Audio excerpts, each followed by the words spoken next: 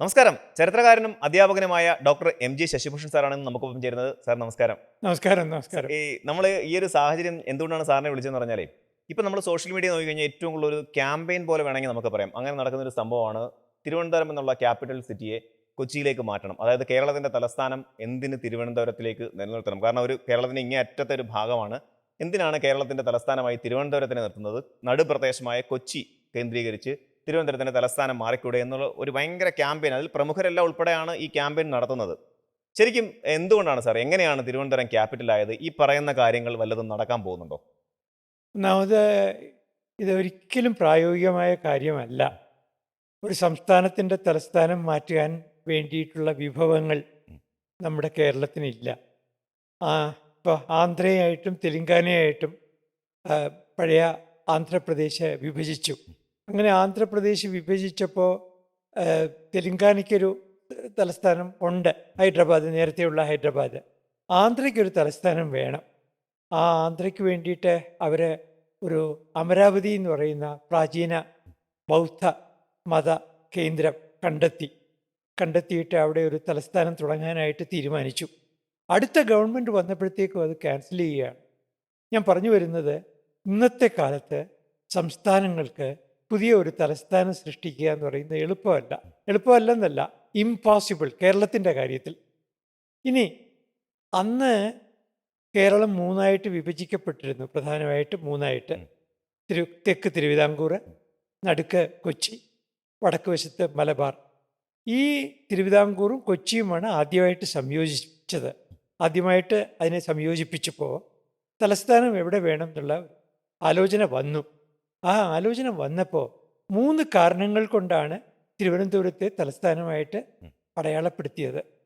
അതായത് ചരിത്രപരമായ കാരണങ്ങൾ കൊണ്ട്, ഭൂമിശാസ്ത്രപരമായ കാരണങ്ങളുടെ, അതിനെല്ലാം ഉപരി പ്രായോഗികമായ കാരണങ്ങൾ കൊണ്ടും. മാത്രമല്ല, കൊച്ചിയുടെ അവകാശങ്ങളും നിഷേധിക്കരുത് എന്ന് അന്നത്തെ ഭരണാധികാരികൾക്ക് അഭിപ്രായം ഉണ്ടായിരുന്നു. ആ അഭിപ്രായം കൊണ്ടാണ് കൊച്ചിയിൽ ഹൈക്കോടതിയുടെ ആസ്ഥാനം കൊച്ചി മതി എന്ന് തീരുമാനിക്കുന്നത്. അന്ന് ഒരു അപ്രഖ്യാപിതമായ ഒരു തീരുമാനം തന്നെ ഉണ്ടായി.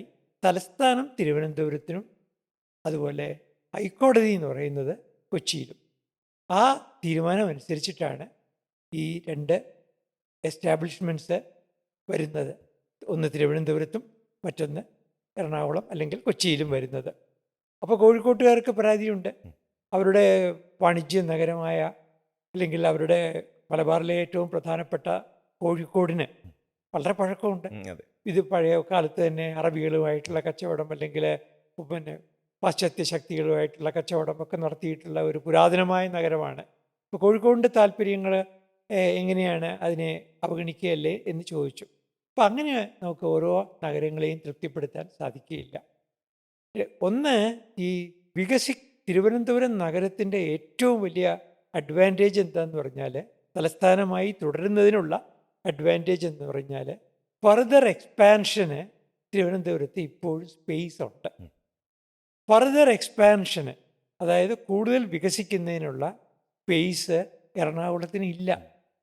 അപ്പോൾ പിന്നെ എറണാകുളത്തിന് പകരം തൃക്കാക്കര ആയിക്കൂടെ എന്നൊരു പലരും പറയുന്നത് കേട്ടിട്ടുണ്ട്. പഴയ കാലത്തെ തൃക്കാക്കര ഓണം ആഘോഷിച്ചത്, അതൊക്കെ നമ്മുടെ മനോഹരമായ സങ്കല്പങ്ങളാണ്. ഓണാഘോഷം, കേരളത്തിൻ്റെ ചക്രവർത്തി തൃക്കാക്കരയിൽ വരുന്നു, 28 ദിവസത്തെ ഓണക്കാലത്ത് അവിടെ തൃക്കാക്കര താമസിക്കുന്നു എന്നൊക്കെയുള്ളത് നമ്മുടെ ഭാവനയിലുള്ള ഒരു കാര്യമാണ്, നമ്മുടെ പുരാവൃത്തത്തിൽ പറയുന്ന ഒരു കാര്യമാണ്. അത്രയേ ഉള്ളൂ. അപ്പോൾ പറഞ്ഞു വരുന്നത് ഇതാണ്: ഒന്ന്, തിരുവനന്തപുരത്ത് നിന്ന് തലസ്ഥാനം മാറ്റുന്നത് പ്രായോഗികമല്ല. 2, ഭൂമിശാസ്ത്രപരമായിട്ട് അത് ഒരുപാട് പ്രശ്നങ്ങൾ ഉണ്ടാക്കും. 3, ഈ സാമ്പത്തികമായിട്ട് അതിനു വേണ്ടി വരുന്ന ഭാരിച്ച ചെലവ് കേരളത്തിന് വഹിക്കാൻ കഴിയുകയില്ല. ഇങ്ങനെ അനവധി കാരണങ്ങൾ കൊണ്ട് ഒരിക്കലും നടക്കാൻ പോകുന്ന ഒന്നല്ല തലസ്ഥാനം. അല്ല, ഈ പറയുന്നവർ വളരെ സിമ്പിൾ ആയിട്ടുള്ള കാര്യം എന്ന് പറഞ്ഞാൽ, സെക്രട്ടേറിയറ്റും അതുപോലെ ഈ നിയമസഭാ മന്ദിരവും, ആ 2 സാധനങ്ങൾ അങ്ങോട്ട് ഷിഫ്റ്റ് ചെയ്താൽ പോരെ, അല്ലെങ്കിൽ അതവിടെ പുതുതായിട്ട് പണിഞ്ഞാൽ പോരെ എന്നതാണ് പൊതുവെ ചോദിക്കുന്ന ചോദ്യം. അതെ, ഒരു തലസ്ഥാനം എന്ന് പറയുന്നത് അവിടുത്തെ സെക്രട്ടേറിയറ്റും അക്കൗണ്ടന്റ് ജനറൽ ഓഫീസും അല്ലെങ്കിൽ അവിടുത്തെ സിവിൽ സംവിധാനങ്ങളും മാത്രമല്ല. ഒരു തലസ്ഥാനം എന്ന് പറയുന്നത് അതിനൊരുപാട് ഘടകങ്ങളുണ്ട്.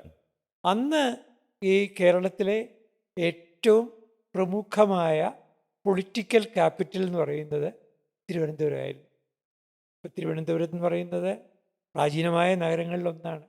നൂറ്റാണ്ടല്ല, 1000 വർഷങ്ങളുടെ പഴക്കം തിരുവനന്തപുരത്തിന് അവകാശപ്പെടാൻ സാധിക്കും. ദക്ഷിണേന്ത്യയിലെ പ്രമുഖ നഗരമായ മധുര, കാഞ്ചീപുരം തുടങ്ങിയ നഗരങ്ങളുടെ നിലയിൽ വരുന്ന നിലവാരത്തിലുള്ള ഒരു പ്രാചീന നഗരമാണ് തിരുവനന്തപുരം എന്ന് പറയുന്നത്.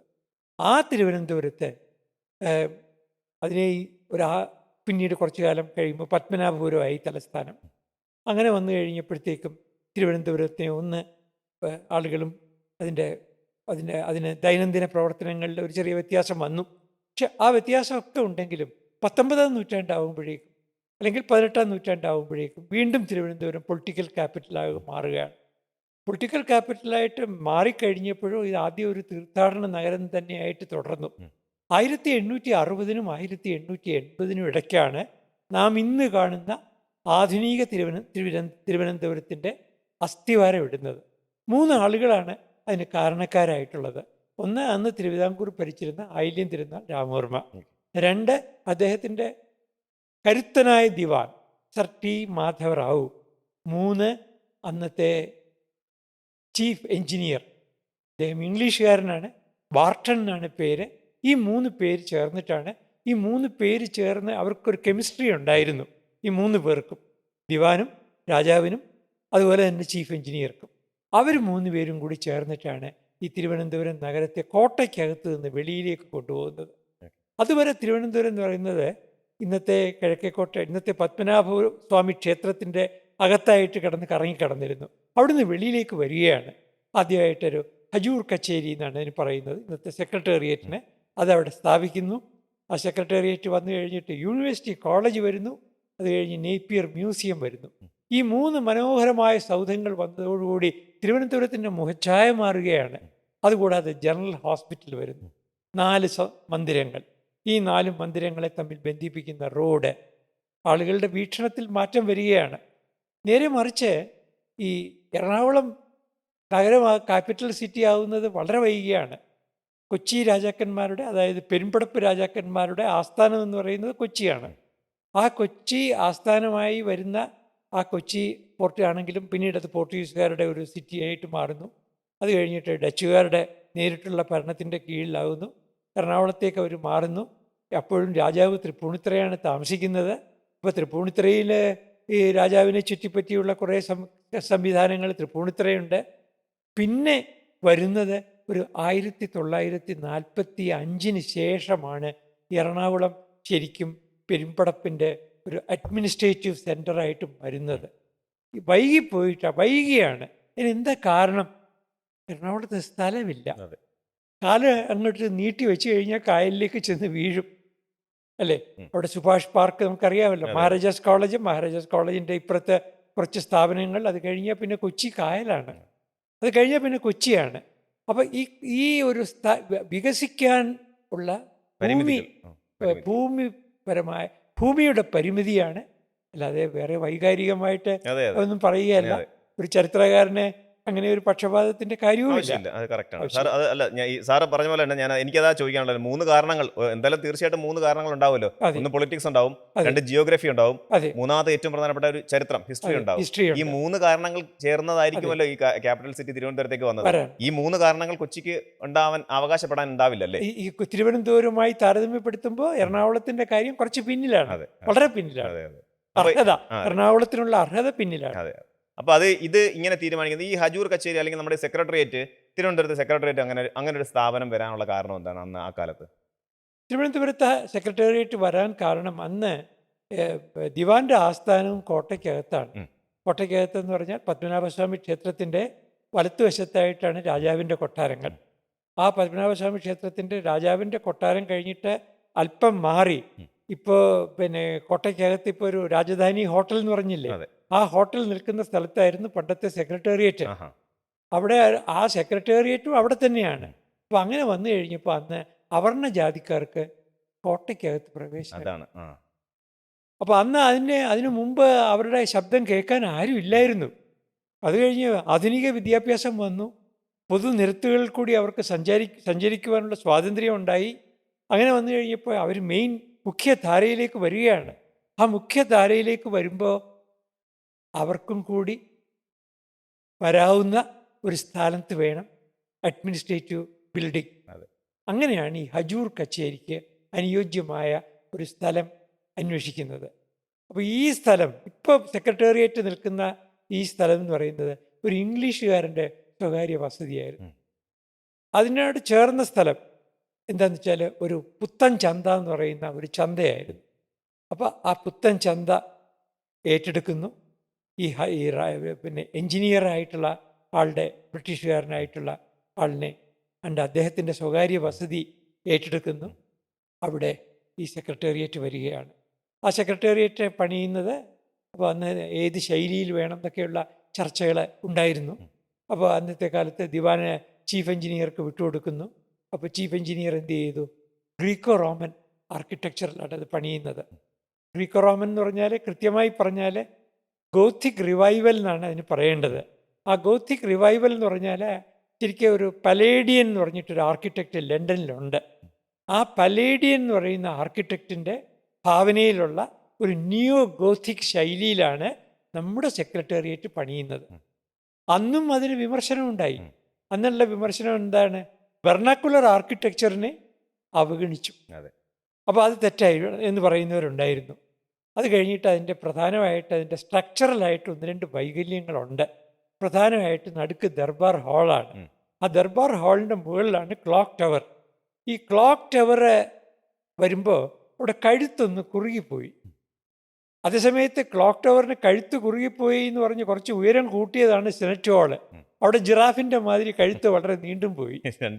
അത് രണ്ടായാലും കുറച്ചുകൂടി ആകാം. ഇപ്പം അമേരിക്കയിലെ ആ ക്യാപിറ്റൽ മന്ദിരത്തിൻ്റെ ക്ലോക്ക് ടവർ എന്ന അല്ലെങ്കിൽ ആ മെയിൻ ടവർ എന്ന് ആലോചിച്ച് നോക്കൂ. അപ്പോൾ അവിടെ ഒരു കുറച്ച് ഗാംഭീര്യമുണ്ട്, അവിടെ കുറച്ച് പോരായ്മയുണ്ട്. പിന്നെ വന്നത് എന്താന്ന് പറഞ്ഞാൽ ഈ സെക്രട്ടേറിയറ്റിൻ്റെ ഹജൂർ കച്ചേരിയുടെ കെട്ടിടത്തിന് രണ്ട് വശത്തായിട്ട് നോർത്ത് ബ്ലോക്കും പിന്നീട് സൗത്ത് ബ്ലോക്കും പണിഞ്ഞു. അപ്പോൾ ആദ്യം പണിഞ്ഞത് സൗത്ത് ബ്ലോക്ക്, പിന്നെ നോർത്ത് ബ്ലോക്കൊക്കെ പണിഞ്ഞു. അപ്പോൾ വല്ലാതെ ഞെരുങ്ങിപ്പോയി. അത് കഴിഞ്ഞ് ഈ നോർത്ത് ബ്ലോക്കിൻ്റെയും സൗത്ത് ബ്ലോക്കിൻ്റെയും ഇടയ്ക്കായിട്ട് വേറെ രണ്ട് കെട്ടിടങ്ങൾ പണിഞ്ഞു. എല്ലാം കൂടി വന്നു കഴിഞ്ഞപ്പോൾ ആകപ്പാടെ അതിൻ്റെ ഗാംഭീര്യത്തിന് വല്ലാതെ ഉടവ് തട്ടി എന്നുള്ളതും സത്യമാണ്. അതെ, സത്യമാണ്. അതുപോലെ തന്നെ ഈ ശൈലി സാറ് പറഞ്ഞ സ്ഥിതിക്ക് ഈ നമ്മുടെ അന്നത്തെ കാണുന്ന ആ ശൈലി ഇപ്പം നമ്മുടെ പിന്നെ ഈ കൊളോണിയൽ സ്റ്റൈലുകളായാലും അല്ലെങ്കിൽ നമ്മുടെ പഴയ ആ ഒരു ശൈലിയൊക്കെ എന്ന് പറഞ്ഞാൽ ഭയങ്കര ഭംഗിയാണ്. നമ്മൾ നോക്കി നിന്ന് കണ്ടുപോകും. നമ്മുടെ ഈ കനകക്കുന്നിലായാലും ശരി, നമ്മൾ ചെന്ന് നിൽക്കുമ്പോൾ ആ കെട്ടിടങ്ങളൊക്കെ കാണുമ്പോൾ നമുക്ക് നല്ല ഭംഗിയായിട്ട് തോന്നും. പക്ഷേ പിന്നീട് അതായത് സ്വാതന്ത്ര്യാനന്തരം അത്തരം ബിൽഡിങ്ങുകൾ നമുക്ക് കാണാനേ സാധിച്ചിട്ടില്ല. ഇപ്പോൾ കാണുന്നതെല്ലാം വെറും കോൺക്രീറ്റ് കെട്ടിടങ്ങളായിട്ട് തോന്നിയിട്ടുണ്ട്. അത് നമ്മുടെ ഈ തിരുവനന്തപുരം നഗരത്തിൻ്റെ ഭംഗിക്ക് എന്തെങ്കിലും കോട്ടം സംഭവിച്ചതായിട്ട് സാറിന് തോന്നിയിട്ടുണ്ടോ? വളരെ ശരിയായ കാര്യമാണ്. ഞാൻ പൂർണ്ണമായി യോജിക്കുന്നു. ഈ സമീപകാലത്ത് എടുത്തു പറയാൻ യോഗ്യതയുള്ള ഒരു കെട്ടിടം പോലും എനിക്ക് പറയാൻ കഴിയുന്നില്ല. വളരെ വേദനയോടെ പറയട്ടെ. പഴയ കാലത്ത് ഒന്നാമത് അന്ന് ആർക്കിടെക്റ്റും എൻജിനീയറും രണ്ടാളല്ല, രണ്ടും കൂടി ഒരാളേ ഉള്ളൂ. പക്ഷേ അന്നത്തെ എൻജിനീയർമാർ ആർട്ടിസ്റ്റുകളുടെ, ഡിസൈനേഴ്സിൻ്റെ സഹായം ആവശ്യപ്പെട്ടിരുന്നു. ഇപ്പം നേപ്പിയർ മ്യൂസിയമാണ് എൻ്റെ അഭിപ്രായത്തിൽ തിരുവനന്തപുരത്തെ ഏറ്റവും മനോഹരമായ സൗധം. ഈ നേപ്പിയർ മ്യൂസിയം എന്ന് പറയുന്നത് മദ്രാസിലെ സ്കൂൾ ഓഫ് ആർട്സിൻ്റെ പ്രിൻസിപ്പലായിട്ടുള്ള ചിഷോം എന്ന് പറയുന്ന ഇംഗ്ലീഷുകാരനെ വിളിച്ചിട്ട് ഡിസൈൻ ചെയ്യിച്ചിട്ടാണ് അത് കെട്ടിയത്. ആ ചിഷോം എന്ന് പറയുന്ന ഇംഗ്ലീഷുകാരന് ഇവിടെ വന്നിട്ട് അദ്ദേഹം പറഞ്ഞു, ഞാൻ ഏതായാലും സെക്രട്ടേറിയറ്റ് പോലെ മറ്റൊരു കെട്ടിടം കെട്ടുകയില്ല. അതിന് പകരം ഞാൻ ഈ നാടിൻ്റെ, അതായത് മലയാള നാടിൻ്റെ സൗന്ദര്യവും ആത്മാവും പ്രതിഫലിക്കുന്ന ഒരു മന്ദിരമായിരിക്കും മ്യൂസിയത്തിന് വേണ്ടി നിർമ്മിക്കുന്നത്. അദ്ദേഹം വന്നിട്ട് എന്ത് ചെയ്തു? പത്മനാഭപുരം കൊട്ടാരം പോയി കണ്ടു. അദ്ദേഹത്തിന് പത്മനാഭപുരം കൊട്ടാരത്തിൻ്റെ ആ വടക്ക് വശത്തെ കെട്ടിടം മാതൃകയാക്കി. ആ മാതൃകയാക്കിയിട്ടാണ് അദ്ദേഹം ഈ പറയുന്ന നേപ്പിയർ മ്യൂസിയം നിർമ്മിക്കുന്നത്. ആ നേപ്പിയർ മ്യൂസിയത്തിൽ പല കൂട്ടിച്ചേർക്കലുകളുമുണ്ട്. വെനീഷ്യൻ വിൻഡോസ് ഉണ്ട്, ജലധാരകളുണ്ട്, ടാങ്കുണ്ട്, എല്ലാം ഉണ്ട്. പക്ഷേ അതിൻ്റെ ബേസിക് യൂണിറ്റ് എന്ന് പറയുന്നത് ഈ പത്മനാഭപുരം കൊട്ടാരമാണ്. പിന്നെ മനോഹരമായൊരു തിരുവനന്തപുരത്തെ സൗധം എന്ന് പറയുന്നത്, സൗധ സമുച്ചയം എന്ന് പറയുന്നത് നമ്മുടെ യൂണിവേഴ്സിറ്റി കോളേജാണ്. ആ യൂണിവേഴ്സിറ്റി കോളേജിൻ്റെ കാര്യത്തിലും അന്നത്തെ ഓക്സ്ഫോർഡിലെ സർവകലാശാലകളെയാണ് അവർ മാതൃകയായിട്ട് കണ്ടതെങ്കിലും നേറ്റീവ് ശൈലിയെ പാടെ അവഗണിച്ചില്ല. പലർക്കും അറിയാത്തൊരു കാര്യം, ഞാനൊരു കോളേജ് വിദ്യാർത്ഥി എന്ന നിലയിൽ, അധ്യാപകൻ എന്ന നിലയിലും എല്ലാം യൂണിവേഴ്സിറ്റി കോളേജുമായി ബന്ധപ്പെട്ട ഒരാളാണ്. എനിക്ക് അവിടുത്തെ ഏറ്റവും മനോഹരമായ കെട്ടിടമായിട്ട് അഭിപ്രായമുള്ളത് ഫിസിക്സ് ബ്ലോക്കിനെ പറ്റിയാണ്. ആ ഫിസിക്സ് ബ്ലോക്ക് എന്ന് പറയുന്നത് അത് ഇലക്ട്രിസിറ്റി കണ്ടുപിടിക്കാത്തൊരു കാലത്ത് 1905 ഈ ഫിസിക്സ് ബ്ലോക്ക് പണിയുന്നത്. ഫിസിക്സ് ബ്ലോക്കിൻ്റെ താഴത്തെ നില ഏതാണ്ട് ഭൂമിക്കടിയിലാണ്, 1/3 ഭൂമിക്ക് മുകളിലാണ്. അവിടെ ഇരുന്നാൽ പോലും സൂര്യപ്രകാശം കൃത്യമായിട്ട് വരും. ലാബോറട്ടറി അവിടെയാണ്. ആ ലാബോറട്ടറിയിൽ കൃത്യമായി വെളിച്ചം, സൂര്യപ്രകാശം കിട്ടത്തക്കവണ്ണമാണ് അത് സംവിധാനം ചെയ്തിരിക്കുന്നത്. അത് യൂറോപ്യൻ യൂറോപ്യനാണ് സംവിധാനം ചെയ്തിരിക്കുന്നത്. അപ്പം ഞാൻ പറഞ്ഞു വരുന്നത്, നമ്മുടെ ഈ തിരുവനന്തപുരത്തിന് ഒരു ഗാംഭീര്യം ഉണ്ടായിരുന്നു. അതിന് ഇംഗ്ലീഷുകാർക്കും ഒരു പങ്കുണ്ട്. അവർ താമസിക്കാനായിട്ട് തിരഞ്ഞെടുത്ത മന്ദിരങ്ങൾ, അവരിട്ടിരുന്ന പേരുകൾ. ഇപ്പോൾ യൂണിവേഴ്സിറ്റി കോളേജിൻ്റെ പ്രിൻസിപ്പലായ അന്നത്തെ കോളേജിൻ്റെ പേര് മഹാരാജാസ് യൂണിവേഴ്സിറ്റി കോളേജ്. ഈ മഹാരാജാസ് യൂണിവേഴ്സിറ്റി കോളേജിൻ്റെ പ്രിൻസിപ്പലിൻ്റെ പേര് നമുക്കറിയാം, റോസ്. അപ്പോൾ അദ്ദേഹം താമസിച്ചിരുന്ന വീടിനിട്ട പേര് റോസ് ഹൗസ്. ഇപ്പം നമ്മുടെ CP ജോൺ താമസിക്കുന്നത് അവിടെയാണ്. ഈ റോസ് ഹൗസ് വാസ്തവത്തിൽ ഇടയ്ക്കൊരു മന്ത്രിക്കൊരു വെളിപാട് വന്നു, ഈ റോസ് ഹൗസ് എന്നാൽ പിന്നെ റോസാപ്പൂവിൻ്റെ ഹൗസ് ആക്കാമെന്ന് പറഞ്ഞിട്ട് അദ്ദേഹം ROSC എന്ന് പേരും അതിൻ്റെ ലെറ്റേഴ്സ് മാറ്റി. വാസ്തവത്തിൽ അങ്ങനെയല്ല, റോസ് ROSS ആണ്, SS ആണ്, റോസ് ഹൗസ് ആണ്. ആ റോസ് ഹൗസിന് ചരിത്രം അറിയാത്ത, അതിൻ്റെ അപ്പുറത്ത് അതുപോലെ തന്നെ ഒരു മനോഹരമായ അത് കോൾറിഡ്ജിൻ്റെ കവിതയിലെ ഒരു ആശയം എടുത്തുകൊണ്ടാണ് ആ പേര് ഇട്ടിരിക്കുന്നത്. അപ്പോൾ അവിടെ ഒരിക്കൽ ഈ റോസ് ഹൗസിൻ്റെ തൊട്ടടുത്തുള്ള വീടിനെ പറ്റി, അപ്പോൾ ഈ ചരിത്രമൊന്നും അറിയാത്ത ആളുകൾ ആകരുത് നമ്മുടെ മന്ത്രിമാർ. ഏറ്റവും ചുരുങ്ങിയത് ഈ പഴയ ഇവിടെയൊക്കെ താമസിച്ചിരുന്നവരാരാണ് എന്നൊക്കെ അവരൊന്ന് അന്വേഷിക്കുന്നത് നന്നായിരിക്കും. അത് ഞാൻ വേറൊന്നുമല്ല, ആ തിരുവനന്തപുരത്തെ ഇപ്പോഴും റോസ് ഹൗസിൻ്റെ മുമ്പിൽ മനോഹരമായ ഒരു ഒരു ഒരു എന്താണ് ഒരു പൂന്തോട്ടമുണ്ട്. ആ പൂന്തോട്ടത്തിൻ്റെ പ്രത്യേകത, പൂന്തോട്ടമല്ല, മരങ്ങളുള്ള ഒരു സ്പേസ് ഉണ്ട്. വലിയ മരങ്ങൾ, മനോഹരമായ ശാഖകളും ഉപശാഖകളും ഉള്ള മരങ്ങളോട് കൂടിയ ഒരു സ്പേസ്, അത് അവിടെ ഇപ്പോഴും ഭാഗ്യവശാല് നിലനിർത്തിയിട്ടുണ്ട്. ഇവയൊക്കെ കൂടി ചേർന്നിട്ടാണ് അന്നത്തെ തിരുവനന്തപുരത്തിൻ്റെ അന്തരീക്ഷത്തെ ഉണ്ടാക്കിയത്. ഞാൻ വിമൻസ് കോളേജിൻ്റെ കാര്യം പറയാം. വിമൻസ് കോളേജിൻ്റെ കെട്ടിടത്തിൽ എൻജിനീയർമാർ അത്ഭുതപ്പെടുന്ന ഒരു കെട്ടിടമുണ്ട്. അതിൻ്റെ മെയിൻ ബിൽഡിംഗ് അത് ഏതാണ്ട് ഒരു U എന്ന് പറയുന്ന ഇംഗ്ലീഷ് ലെറ്ററിൻ്റെ മാതിരിയാണ് അതിലെ മെയിൻ ബിൽഡിംഗ്. ഉച്ച കഴിഞ്ഞാൽ ഫാൻ വേണ്ട, ചൂടനുഭവിക്കുകയില്ല. കാറ്റ് വന്ന് ഇങ്ങനെ വീഴും. ഒരു വശത്ത് കാറ്റിനെ തടഞ്ഞു നിർത്തും. ആ ക്ലാസ് മുറികൾ വളരെ ഒരു എയർ കണ്ടീഷൻഡ് ആയിട്ടുള്ളൊരു അനുഭവം ഉണ്ടാക്കും. അതിന് അത്രമേൽ ശ്രദ്ധിച്ചിരുന്നു ആർക്കിടെക്ട്സ് എന്ന് പറയുന്നത്. പിന്നെ ആ വിമൻസ് കോളേജിൻ്റെ ചുറ്റുവട്ടത്തുള്ള മരങ്ങൾ, ആ മരങ്ങളുടെ ശാഖകൾ, അതിലെ താഴ്ന്നു കിടക്കുന്ന ശാഖകൾ, അത്യാവശ്യം അവിടെ പഠിക്കുന്ന പെൺകുട്ടികൾക്ക് ആ ശാഖകളിൽ അനായാസമായിട്ട് കയറാം. അപ്പോൾ ഒരു വിമൻസ് ലിബറേഷനെ പറ്റി പോലും ചിന്തിക്കുന്ന ഒരു ഉള്ള ആളുകളായിരുന്നു അവിടുത്തെ പൂന്തോട്ടം പോലും സംവിധാനം ചെയ്തത്. എനിക്ക് വളരെ വേദനയോടെ പറയട്ടെ, ഇവിടെ ശിങ്കാരത്തോപ്പ് എന്ന് പറഞ്ഞിട്ടൊരു സ്ഥലമുണ്ട്. അത് കിഴക്കേക്കോട്ടയ്ക്ക് അടുത്താണ്. ആ ശിങ്കാരം എന്ന് പറഞ്ഞു കഴിഞ്ഞാൽ അതിനെ ശൃംഗാരത്തോപ്പ് എന്നൊക്കെ ചിലർ തെറ്റിദ്ധരിച്ച് പറയാറുണ്ട്.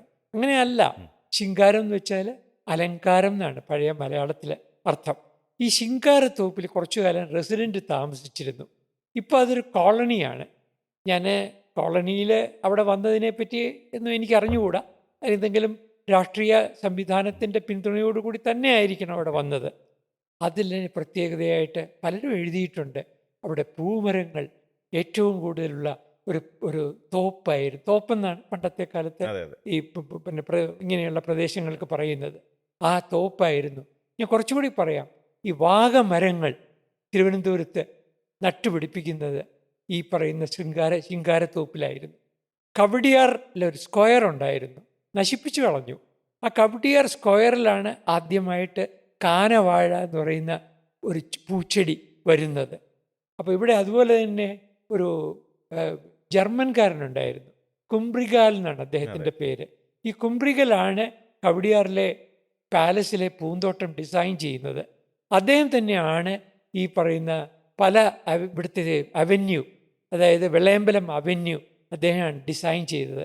അദ്ദേഹമാണ് കനകക്കുന്നിലെ തോട്ടം ആദ്യമായിട്ട് ചെയ്യുന്നത്. മൈസൂർ മൈസൂരിലെ ലാൽബാഗിന്റെ ലാൽബാഗ് പണ്ടേ ഉണ്ട്. അതെ അതെ പക്ഷെ ഇന്ന് കാണുന്ന ലാൽബാഗിന്റെ ശില്പി കുംബ്രിഗലാണ്. ആ കുംബ്രിഗലാണ് നമ്മുടെ അതായത് തിരുവനന്തപുരത്ത് അത്രത്തോളം ഫേമസ് ആകേണ്ടതായിരുന്നു നമ്മുടെ തിരുവനന്തപുരത്തെ സ്ഥലങ്ങളെല്ലാം. പക്ഷെ അത് എവിടെയോ വെച്ചത് എവിടെയോ എന്നിട്ടും ഒരു കാലത്ത് തിരുവനന്തപുരം അറിഞ്ഞിരുന്നത് മിനി ബാംഗ്ലൂർ എന്നായിരുന്നു. ഇന്നിപ്പോ മിനി ബാംഗ്ലൂർ എന്ന് പറയാൻ പറ്റില്ല പറ്റുകയില്ല, പറ്റില്ല പറ്റില്ല. അത്രയ്ക്കൊരു തിരക്കായി പോയി. ഓക്കെ. ഈ സാർ നേരത്തെ പറഞ്ഞ പോലെ ഈ റോസിന്റെ സ്പെല്ലിങ് ഇപ്പോൾ ഉള്ളവർ, അദ്ദേഹം ഇപ്പോൾ ഉള്ള ആള്, ഇപ്പോൾ ഇവിടെ താമസിക്കുന്ന ആൾ അത്യാവശ്യം വായനയും അറിവൊക്കെ ഉള്ള ഒരാളാണ്. അദ്ദേഹം ആ സ്പെല്ലിങ് മാറ്റുന്നെങ്കിൽ ഈ സമയത്ത് അത് മാറ്റാൻ എന്റെയും സുഹൃത്താണ് ജോൺ, അദ്ദേഹത്തിനോട് ഞാനും പറഞ്ഞു കഴിഞ്ഞു. അതെ, അപ്പോൾ അത് തീർച്ചയായിട്ടും അതൊരു നല്ല നിർദ്ദേശം തന്നെയാണ്. സാർ ഇതുപോലെ നമ്മൾ പറഞ്ഞു വരുമ്പോൾ നമുക്ക് ഒരിക്കലും വിസ്മരിക്കാനാകാത്ത ഒരു പേരുണ്ട് തിരുവനന്തപുരത്തിന്. Sir CP. സർ CP എന്ന് പറയുന്നത് രണ്ട് രീതിയിൽ വ്യാഖ്യാനിക്കപ്പെട്ട ഒരു വ്യക്തിയാണ്. അതായത് ഒരു സൈഡിൽ വില്ലനായിട്ടും മറ്റൊരു സൈഡിൽ നായകനാണെന്നും പറയും. സർ CP തിരുവനന്തപുരത്തിന് നൽകിയ സംഭാവനകൾ എന്തൊക്കെയാണെന്ന് സാറിന് പറയാൻ കഴിയുന്നുണ്ടോ? ഞാൻ പറഞ്ഞില്ലേ, CP എന്ന ഭരണാധികാരിയെ നമുക്ക് പ്രശംസിക്കാം.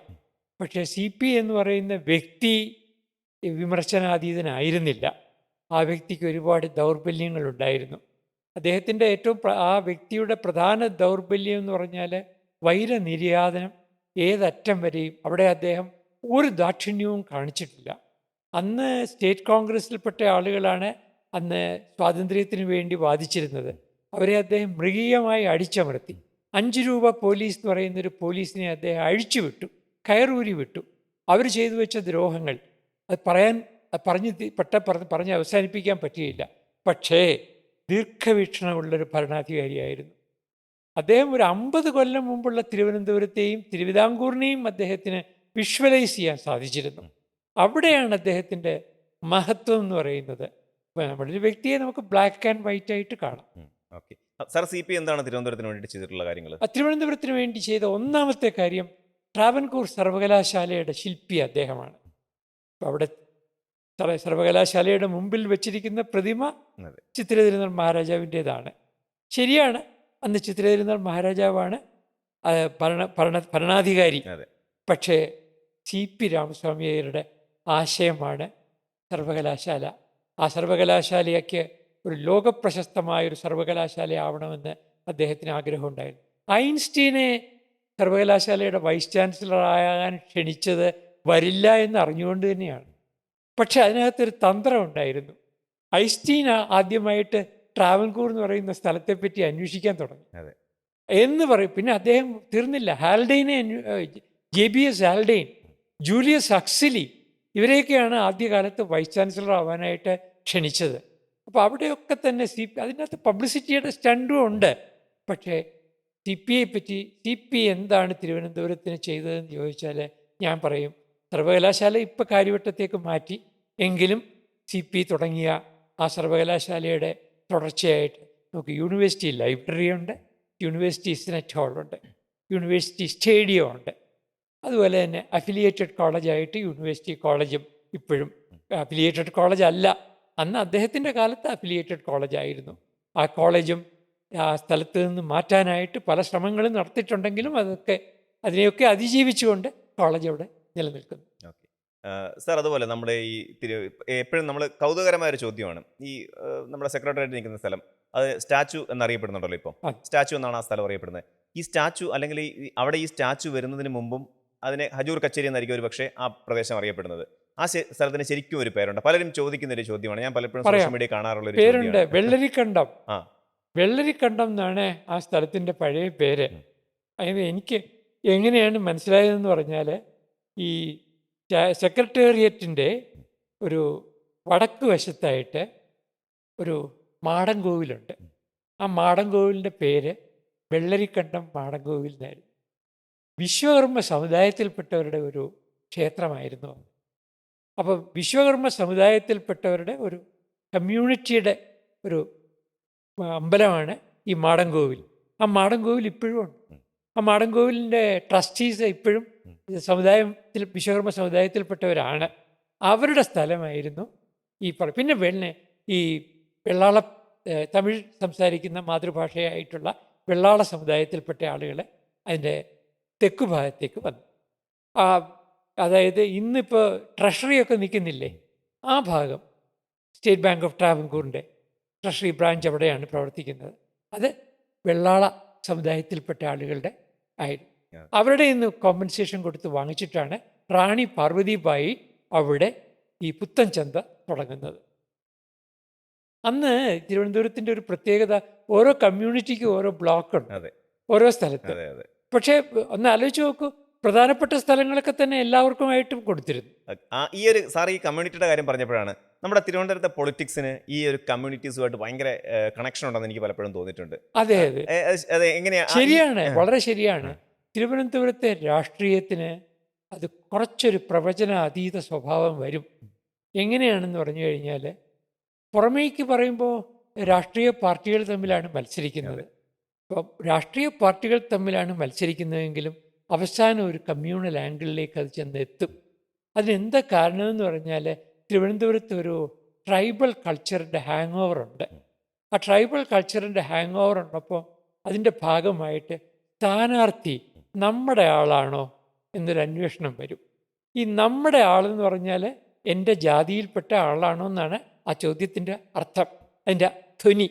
അങ്ങനെ വരുമ്പോഴത്തേക്കും അവസാനം അങ്ങനെ ഒരു പോളറൈസേഷൻ വരും.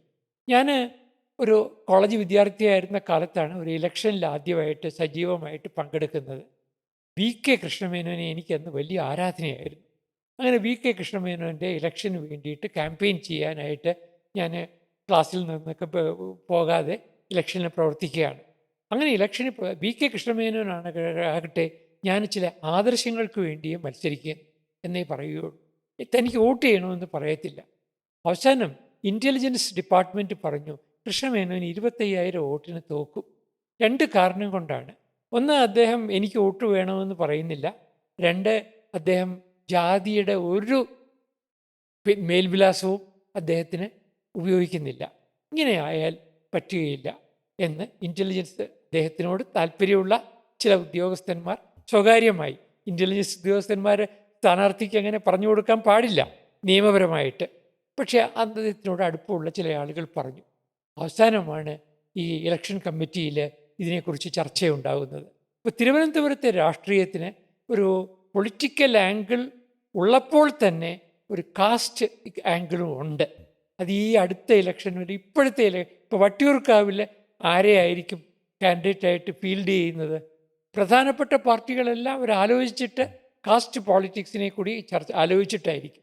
നേമം നിയോജക മണ്ഡലം അല്ലെങ്കിൽ ട്രിവാൻഡ്രം വെസ്റ്റ് നമുക്കറിയാമല്ലോ, എല്ലാ രാഷ്ട്രീയ പാർട്ടികളും വെസ്റ്റിൽ വരുമ്പോഴത്തേക്കും അവിടെ ഒരു പ്രത്യേക കണക്കുകൂട്ടലിന് ശേഷമായിരിക്കും വയ്ക്കുന്നത്. അതിന് കാരണം ഈ തിരുവനന്തപുരത്തുകാരുടെ ഉള്ളിൻ്റെ ഉള്ളിൽ, അതായത് തിരുവനന്തപുരം എന്ന് പറയുമ്പോൾ എറണാകുളത്തുള്ളവരും കോഴിക്കോട്ടുള്ളവരും ഒക്കെ ഉണ്ട്.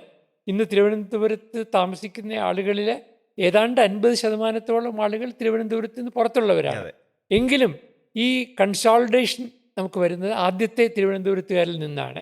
അവരുടെ തീരുമാനങ്ങളിൽ ഒരു പോളിറ്റിക്സിനേക്കാൾ ഉപരി ഒരല്പം കൂടി കാസ്റ്റ് ഇക്വേഷൻ വരുന്നുണ്ട്. സാർ, ഈ വി കെ കൃഷ്ണമേനോൻ്റെ കാര്യം പറഞ്ഞുകൊണ്ട് ഞാൻ വീണ്ടും ഒരു കൗതുകരമായ ചോദ്യം ചോദിക്കുക. മേനോൻ, നമ്മൾ ഈ കഴിഞ്ഞ ഇലക്ഷൻ കഴിഞ്ഞപ്പോഴത്തേനും നമ്മുടെ സത്യപ്രതിജ്ഞ കഴിഞ്ഞപ്പോൾ ഏറ്റവും കൂടുതൽ ആൾക്കാർ ചർച്ച ചെയ്തൊരു കാര്യമാണ് ഈ മേനോൻ എന്നുള്ള കാര്യം. ശരിക്കും മേനോൻ എന്നുള്ളത് ഒരു ജാതിയാണോ? ഈ നായർ കമ്മ്യൂണിറ്റിയിലെ ഒരുപാട് അവാന്തര വിഭാഗങ്ങളുണ്ട്. ആ അവാന്തര വിഭാഗങ്ങളിൽ മേനോൻ എന്ന് പറയുന്ന ഒരു സബ് കാസ്റ്റിനെ പറ്റി പറയുന്നില്ല. പക്ഷേ മേനോൻ എന്നത് സ്ഥാനപ്പേരാണ്. അതെ, അതാണ് ഞാൻ കേട്ടിട്ടുള്ള കാര്യം. അതാണ്, അതൊരു സബ് കാസ്റ്റ് അല്ല, അതൊരു ടൈറ്റിലാണ്. അപ്പോൾ ആ ടൈറ്റില് കൊച്ചിയിലും അതുപോലെ മലബാറിലുമാണ്. മലബാറിൽ എന്ന് പറഞ്ഞാൽ തെക്കേ മലബാറിലും കൊച്ചിയിലുമാണ് മേനോൻ എന്നുള്ള ടൈറ്റിൽ ഉപയോഗിച്ചിരുന്നത്. പഴയ തിരുവിതാംകൂറിൽ അമ്പലപ്പുഴയിലും കോട്ടയത്തും മേനോന്മാരുണ്ട്. അത് ചെമ്പകശ്ശേരിയിൽപ്പെട്ട ആളുകളും അപൂർവമായിട്ട് തെക്കൻകൂറിലും മേനോന്മാരുണ്ട്. മേനോൻ എന്ന് പറഞ്ഞാൽ മേൽനോട്ടക്കാരൻ എന്നാണ് ആ വാക്കിൻ്റെ അർത്ഥം. ശരിക്കും മേനവൻ എന്നാണ് വെച്ചിരുന്നത്, മേനോൻ എന്നല്ല വെക്കേണ്ടത്. ഇപ്പോൾ വി ഡി സതീശൻ എന്ന നമ്മുടെ മുഖ്യമന്ത്രിയുടെ പേര് സതീശൻ, അദ്ദേഹത്തിൻ്റെ പിതാവിൻ്റെ പേര് ദാമോദര മേനവൻ എന്നാണ് പഴയ രീതിയിൽ. അത് ദാമോദര മേനോൻ എന്ന് അദ്ദേഹം അത് ആംഗ്ലിസൈസ് ചെയ്ത് വന്നതാണ് ഞാൻ പറഞ്ഞു വരുന്നത്. പക്ഷെ അത് സബ്കാസ്റ്റ് അല്ല. സബ്കാസ്റ്റ് എന്ന് പറയുന്നത് ഇല്ലത്തിൽ നായർ, അല്ലെങ്കിൽ സ്വരൂപത്തിൽ നായർ, അകത്ത് ചാർന്ന നായർ, പുറത്ത് ചാർന്ന നായർ, അങ്ങനെയൊക്കെയാണ് സബ്കാസ്റ്റ് ഉള്ളത്. അപ്പോൾ ഇതെല്ലാം വാസ്തവത്തിൽ തൊഴിലിനെ അടിസ്ഥാനമാക്കിയാണ്. ഓക്കെ, ഇനി നമ്മൾ തിരുവനന്തപുരത്തേക്ക് വീണ്ടും വരികയാണെങ്കിൽ തിരുവനന്തപുരം ഏറ്റവും കൂടുതൽ പഴകി കേൾക്കുന്ന പല കാര്യങ്ങളുണ്ട്. ഒന്ന് പറഞ്ഞാൽ വെള്ളക്കെട്ട്. തിരുവനന്തപുരത്ത് വന്നു കഴിഞ്ഞാൽ വെള്ളക്കെട്ട്, തെരുവ് നായ തിരുവനന്തപുരത്തിൻ്റെ ഒരു വലിയ പ്രശ്നമായിട്ട് തിരുവനന്തപുരത്ത് മാത്രമല്ല കേരളത്തിൽ പൊതുവെയുണ്ട്. പക്ഷേ തിരുവനന്തപുരത്തിൽ ഇപ്പം ഇഷ്യൂസ് നടക്കുന്ന ഒരു വിഷയങ്ങളൊന്ന് ഈ തെരുവ് നായ വിഷയങ്ങളൊക്കെയാണ്. അതുപോലെ തിരുവനന്തപുരത്ത് ഒരുപാട് പ്രോബ്ലംസ് ഉണ്ട്. അങ്ങനെ സാറിന് എപ്പോഴെങ്കിലും സാർ അത് നോട്ടീസ് ചെയ്തിട്ടുണ്ടോ തിരുവനന്തപുരത്തിൻ്റെ ഈ പ്രോബ്ലംസ്? ഒരു കാലത്ത് ക്ലീനസ്റ്റ് സിറ്റി ആയിരുന്നു. എൻ്റെയൊക്കെ കുട്ടിക്കാലത്ത് ഞങ്ങൾ അഭിമാനത്തോടെ പരസ്പരം സ്കൂളിൽ പഠിക്കുന്ന കാലത്ത് പറയുമായിരുന്നു, നമ്മൾ ജീവിക്കുന്നത് ഇന്ത്യയിലെ ഏറ്റവും ക്ലീനസ്റ്റ് ആയിട്ടുള്ള സിറ്റിയിലാണ്.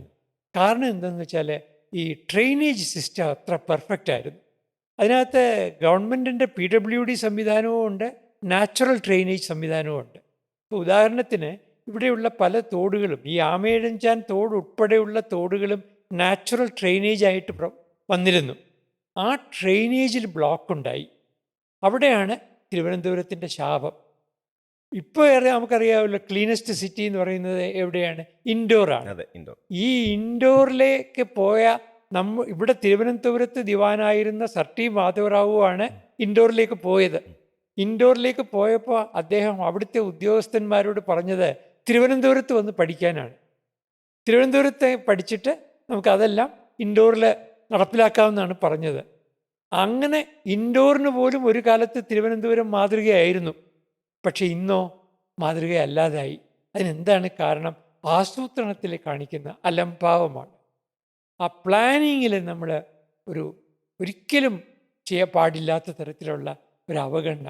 ഞാനിത് പറയുമ്പോൾ ഇവിടെ ടൗൺ പ്ലാനിങ് ഡിപ്പാർട്ട്മെൻ്റ് ഉണ്ട്, അല്ലെങ്കിൽ ഇവിടെ അതിന് പ്രത്യേകിച്ച് ഒരു ആർട്ട് കമ്മീഷനുണ്ട്. എനിക്കറിഞ്ഞുകൂടാ ഇവരൊക്കെ എന്താണ് ചെയ്യുന്നത്. അപ്പോൾ വീണ്ടും ഞാൻ പറയുന്നു, തിരുവനന്തപുരത്തിൻ്റെ ഗ്ലോറി അല്ലെങ്കിൽ ആ പാരമ്പര്യം വീണ്ടെടുക്കാൻ സാധിക്കും. എങ്ങനെ? ഈ പ്ലാനിങ്ങിൽ വന്ന പോരായ്മകൾ സമർത്ഥമായി പരിഹരിച്ചുകൊണ്ട്.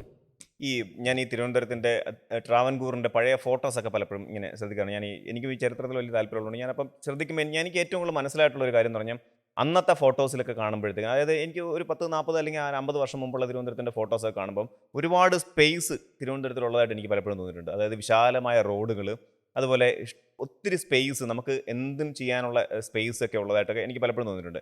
ഇപ്പോൾ പക്ഷേ തിരുവനന്തപുരത്തിൽ കണ്ടു കഴിഞ്ഞാൽ ഏറ്റവും കൂടുതൽ അതായത് ഇങ്ങനെ അടുപ്പിച്ച് ബിൽഡിങ്ങുകൾ പണിയുക, ഒട്ടും സ്പേസ് ഇല്ലാത്ത രീതിയിലുള്ളത് തോന്നുന്നുണ്ട്. ഈ ഇപ്പം നമ്മുടെ തമ്പാനൂരിലെ വെള്ളക്കെട്ട് പോലും അതിൻ്റെ കാരണം കൊണ്ടാകാമെന്ന് പലരും പറയുന്നത് കേട്ടിട്ടുണ്ട്. അത് ശരിയായ ഒരു കാര്യമാണ്. ആണ്. തിരുവനന്തപുരം എന്ന് പറഞ്ഞാൽ ഒരു 10-20ഓളം തീർത്ഥങ്ങൾ ചുറ്റിപ്പറ്റി വന്നതാണ്. തീർത്ഥങ്ങൾ എന്ന് പറഞ്ഞാൽ നാച്ചുറൽ സ്പ്രിങ്ങോട് കൂടിയ ചെറിയ തടാകങ്ങൾ. ഇപ്പോൾ ബാംഗ്ലൂർ പോലെയുള്ള വലിയ തടാകങ്ങൾ ഇവിടെ ഉണ്ടായിരുന്നില്ല. എങ്കിലും ശ്രീവരാഹം കുളം എന്ന് പറഞ്ഞാൽ വലിയൊരു തടാകം പോലെ തന്നെ വലുതായിരുന്നു. പത്മതീർത്ഥം എന്ന് പറയുന്നത് സാമാന്യം വലിപ്പമുണ്ട്. മാഞ്ഞാലിക്കുളം എന്ന് പറയുന്നത് തീരെ ചെറിയൊരു കുളം ആയിരുന്നില്ല. ഇങ്ങനെയുള്ള കുളങ്ങൾ, താമരക്കുളം, ചെട്ടിക്കുളം, അങ്ങനെ വഞ്ചിയൂരിലുള്ള വഞ്ചിയൂർ കുളം, ഇങ്ങനെയുള്ള കുളങ്ങളുണ്ടായിരുന്നു. ഈ കുളങ്ങളെ നമ്മൾ ഒരാലോചനയില്ലാതെ മൂടിക്കളഞ്ഞു. പലതിനും പത്മതീർത്ഥവും ശ്രീവരാഹവും ഭാഗ്യത്തിന് അവശേഷിക്കുന്നുണ്ട്. ഋഷിമംഗലത്തെ കുളവും ഇപ്പോൾ അവശേഷിക്കുന്നുണ്ട്. ഈ കുളങ്ങൾ മൂടിയിടത്താണ് തിരുവനന്തപുരത്തിൻ്റെ ഈ ആമേഴഞ്ചാൻ തോടെന്ന് പറയുന്നത് പോലെയുള്ള തോടുകൾ, ഉള്ളൂർ തോട്, കണ്ണമ്മൂലത്തോട്, ഇതിൻ്റെയൊക്കെ വീതി കുറച്ചു. കയ്യേറ്റങ്ങളാണ് കാരണം. അതുപോലെ തന്നെ പാർവതി പുത്തനാർ പടിഞ്ഞാറ് വശത്തു കൂടി പോയിരുന്നു. അതായത് ചാക്ക മുതൽ അങ്ങ് കണിയാപുരം വരെ ആ പാർവതി പുത്തനാറിലും വലിയ കയ്യേറ്റങ്ങൾ നടന്നു. ഇതിനെല്ലാം ഉപരിയായി തിരുവനന്തപുരത്തിൻ്റെ 1/3 പ്രദേശം ഈ ഏലാകൾ എന്ന് പറയുന്ന വയലുകളായിരുന്നു. ആ വയലുകൾ യാതൊരു ആലോചനയുമില്ലാതെ നികത്തി. അങ്ങനെ നികത്തിയ സമയത്ത് അവിടെയൊക്കെ നഗറുകളൊക്കെ വന്നു. ഇതിന് വേറെ വഴിയില്ലേ എന്നൊക്കെ ചോദിക്കുന്നവരുണ്ട്. എനിക്ക് പറയാനുള്ളത്, ഈ വയലുകൾ നികത്തി എന്ന് പറയുന്നത് അശാസ്ത്രീയമായിട്ടാണ് നികത്തിയത്. ഈ വയലുകൾ നികത്തുമ്പോഴും ഒരു വേക്കൻ സ്പേസ് വേണം. ഇപ്പോൾ ഉദാഹരണത്തിന് ജവഹർ നഗർ, മരിച്ചീനി വിള എന്നാണ് പണ്ടത്തെ പേര്. ഈ മരിച്ചീനി വിള യൂണിവേഴ്സിറ്റിയുടെ സ്ഥലമായിരുന്നു. ട്രാവൻകൂർ യൂണിവേഴ്സിറ്റിയുടെ, പിന്നെ കേരള യൂണിവേഴ്സിറ്റിയുടെ. ഈ ട്രാവൻകൂർ യൂണിവേഴ്സിറ്റിയുടെ, കേരള യൂണിവേഴ്സിറ്റിയുടെ ഈ സ്ഥലം മരിച്ചീനി വിളയെ ജവഹർ നഗർ ആക്കിയപ്പോൾ അവിടെ ഒരു സ്റ്റേഡിയം മാർക്ക് ചെയ്തു. ഇന്ന് നമുക്ക് ആ സ്റ്റേഡിയം ഉണ്ട്. അത് കഴിഞ്ഞിട്ട് ഇങ്ങനെ ഓരോ സ്പേസ് വരികയാണ്. അങ്ങനെ മരങ്ങൾക്ക് മാത്രമായിട്ട് സ്ഥലം, ഇങ്ങനെ കുറേ മാറ്റങ്ങൾ, ഇങ്ങനെ കുറേ കരുതി വെക്കണം. ആ കരുതൽ ഇല്ലാതെ പോയി. അവിടെയാണ് നമുക്ക് പിഴച്ചത് ശരിക്കും അവിടെയാണ് തിരുവനന്തപുരത്തിന്റെ. പിഴച്ചത്. അത് ഈ ഓരോ പ്രാവശ്യം വരുന്ന അല്ലെങ്കിൽ നമ്മുടെ തിരുവനന്തപുരം കോർപ്പറേഷൻ മാറി മാറി വരുന്ന ഭരണാധികാരികൾ തിരുവനന്തപുരത്തിനോട് ഒരു താല്പര്യക്കുറവ് കാണിച്ചില്ല. അതിലേറ്റവും ദുഃഖകരം, തിരുവനന്തപുരത്തുകാരായ മുഖ്യമന്ത്രിമാർ പോലും തിരുവനന്തപുരത്തിനെ തിരിച്ചു കൊണ്ടുവരാനായിട്ടുള്ള ശ്രമം കൊണ്ടുപോയില്ല. ആർതർ കോസ്ലർ എന്ന് പറയുന്ന ഒരു ഹംഗേറിയൻ എഴുത്തുകാരന് 1950കളിലെ അവസാനം തിരുവനന്തപുരത്ത് വരുന്നുണ്ട്. അപ്പോൾ അദ്ദേഹം തിരുവനന്തപുരത്തെ പറ്റി നല്ലൊരു നിരീക്ഷണം നടത്തി.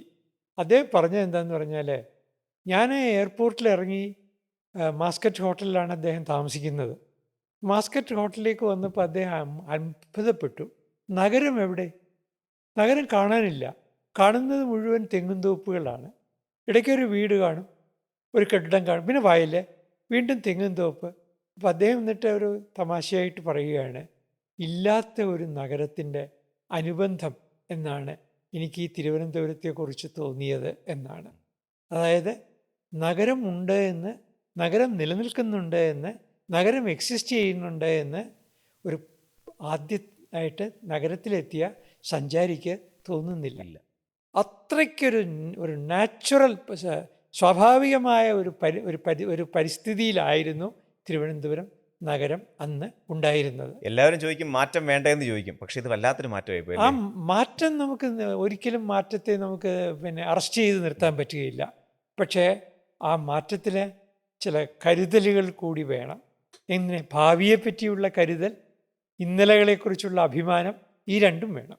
നമ്മൾ തിരുവനന്തപുരത്തിൻ്റെ കാര്യം ഒരുപാട് കാര്യങ്ങൾ പറഞ്ഞു. അപ്പോൾ ഈ തിരുവനന്തപുരത്തിന് ഞാൻ കഴിഞ്ഞൊരു പോഡ്കാസ്റ്റിൽ ഞാൻ തിരുവനന്തപുരത്തിൻ്റെ ഭാഷയെക്കുറിച്ച് സുമേഷ് കൃഷ്ണ എന്ന് പറയുന്നൊരു അധ്യാപകൻ, അദ്ദേഹം ഒന്ന് കവി അധ്യാപനമൊക്കെ ആയിട്ട് അദ്ദേഹം ഒന്ന് കുറേ കാര്യങ്ങൾ തിരുവനന്തപുരത്തിൻ്റെ ഭാഷയെക്കുറിച്ച് പറഞ്ഞു. ഈ തിരുവനന്തപുരത്തിൻ്റെ ഭാഷ എന്ന് പറയുന്നത് പോലെ തന്നെ തിരുവനന്തപുരത്തിന് സ്വന്തമായ ഒരു വസ്ത്രധാരണ രീതി, അതുപോലെ തിരുവനന്തപുരത്തിൻ്റെ വേഷം, അതുപോലെ തിരുവനന്തപുരത്തിൻ്റെ ഒരു കൾച്ചർ, ഭക്ഷണം, ഇതൊക്കെ തിരുവനന്തപുരത്തിന് സ്വന്തമായിട്ട് ഉള്ളതായിട്ട് തോന്നിയിട്ടുണ്ട്. എങ്ങനെയാണ് സാർ അതിനെ കണക്ട് ചെയ്യുന്നത്? അതിന് ഈ ഒരു കാലത്ത് ഈ വേണാടിൻ്റെ ആണെങ്കിലും തിരുവിതാംകൂറിൻ്റെ ആണെങ്കിലും ഭൂമി ഇന്നത്തെ തിരുനെൽവേലി ജില്ലയിലും ഉണ്ടായിരുന്നു. ഇന്നത്തെ കന്യാകുമാരി എന്ന് പറയുന്നത് അന്ന് തിരുവിതാംകൂറിൻ്റെ ഭാഗമായിരുന്നു, വേണാടിൻ്റെയും ഭാഗമായിരുന്നു. അതുകൊണ്ട് ഈ കന്യാകുമാരി ജില്ലയിലും തിരുനെൽവേലി ജില്ലയിലും ഉണ്ടായിരുന്ന തമിഴ് സംസ്കാരം ഈ തിരുവനന്തപുരത്തിൻ്റെ വേഷത്തിലും തിരുവനന്തപുരത്തിൻ്റെ ഭക്ഷണത്തിലും തിരുവനന്തപുരത്തിൻ്റെ ഭാഷയിലും പ്രതിഫലിച്ചിരുന്നു. ആ നിലയിൽ വേണം, ഇപ്പോൾ ഉദാഹരണത്തിന് ഒരു തമിഴ് സ്വാധീനം തിരുവനന്തപുരം ഭാഷയിൽ ഉണ്ട്. വില്ലടിച്ചാൻ പാട്ട്, അത് നോർത്ത് കേരളത്തിലായിരുന്നുവെങ്കിൽ വിൽപ്പാട്ട് എന്നേ പറയുള്ളൂ. ഈ വിൽപ്പാട്ടിനെ വില്ലടിച്ചാൻ പാട്ടാക്കി, അടിച്ചാൻ എന്ന് പറയുന്നത് തമിഴ് ക്രിയാപദം, ക്രിയാവിശേഷണമാണ്. അപ്പോൾ അടിച്ചാൻ എന്ന് പറയുന്നത് അടിച്ച ക്രിയയാണ്. അപ്പോൾ ആ ക്രിയ വരാനുള്ള കാരണം അപ്പോൾ തമിഴിൻ്റെ ഒരു അതിപ്രസരം ഉണ്ടായിരുന്നു. അതുപോലെ തന്നെ തിരുവനന്തപുരം നഗരത്തിലെ ഒരു 5-1 അല്ലെങ്കിൽ 4-1 ജനങ്ങൾ തമിഴ് മാതൃഭാഷയായിട്ടുള്ളവരാണ്. നമുക്കവരെ കരമനയിലും അവരെ കോട്ടയ്ക്കകത്തും ചാലയിലും എല്ലാം കാണാൻ പറ്റും. അപ്പോൾ ആ നിലയിൽ ആ തമിഴിൻ്റെ ഒരു തമിഴ് സിനിമയൊക്കെ ഇവിടെ 100 ദിവസമൊക്കെ സാധാരണ ഓടും. എം ജി രാമചന്ദ്രൻ്റെ സിനിമ കാണാനും എം ജി രാമചന്ദ്രൻ്റെ ഫാൻസ് ഉണ്ടാവും, ശിവാജി ഗണേശൻ്റെ ഫാൻസ് ഉണ്ടാവും. ഞാൻ എൻ്റെ കുട്ടിക്കാലത്ത് കണ്ടിട്ടുണ്ട്. ആ ഫാൻസ് വരും, അവിടെ വന്നിട്ട് ആർപ്പുവിളിയും ബഹളവും ഒക്കെ ആയിട്ട് അവരുടെ ഒരു സെലിബ്രേഷൻ തന്നെ നടക്കാറുണ്ട്. അപ്പോൾ ആ തമിഴ് സംസ്കാരത്തിൻ്റെ സ്വാധീനമാണ് തിരുവനന്തപുരത്തിൻ്റെ സംസ്കാരത്തിൽ ഉള്ളത്. 2, തിരുവനന്തപുരത്തിന് ഒരു മിലിറ്ററിയുടെ, ഒരു സൈന്യത്തിൻ്റെ ഒരു ഡിസിപ്ലിൻ. തിരുവനന്തപുരത്ത് ആകെ ഒരു ജോലി എന്ന് പറയുന്നത് പട്ടാളമാണ്. പട്ടാളം എന്നല്ല പറയുന്നത്, പട്ടാളത്തിൽ പോവുക എന്നൊക്കെയാണ് പറയുക. പട്ടാളത്തിൽ പോവുക, പട്ടാളക്കാർ വലിയൊരു ഹീറോയാണ് പട്ടാളക്കാരൻ എന്ന് പറഞ്ഞാൽ. ആ പട്ടാളക്കാരനെ സന്തോഷിപ്പിക്കാനായിട്ടുള്ള ഏർപ്പാടുകളൊക്കെ ഇവിടെ ഉണ്ടായിരുന്നു. അവർക്ക് വേണ്ട ഭക്ഷണശാലകൾ, അവരുടെ മറ്റ് എൻ്റർടൈൻമെൻറ്റ്സും ഉണ്ടായിരുന്നു. പാരീസ് റൂട്ടൊക്കെ അങ്ങനെ വന്നതാണ്. ഞാൻ കൂടുതൽ വിശദീകരിക്കുന്നില്ല.